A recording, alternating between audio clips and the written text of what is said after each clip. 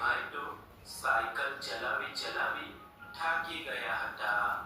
તેથી દેવજીભાઈએ તો નદીમાં નાહવાનું નક્કી કર્યું. તેથી એ તો ત્યાં નદી કિનારે એક ઝાડ પાસે સાયકલ મૂકી કપડાં કાઢી નદીમાં નાહવા માટે પડે છે. અને દૂધવાળા ભાઈનું નામ શું હતું? દેવજીભાઈ. સરસ.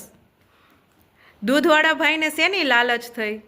દેવજીભાઈને એને વધારે પૈસા કમાવાની લાલચ થઈ. પૈસા છે એ કઈ રીતે ગુમ થઈ ગયા? વાંદરાભાઈએ તે પૈસા લીધા અને અડધા પૈસા નદીમાં નાખી દીધા. સરસ.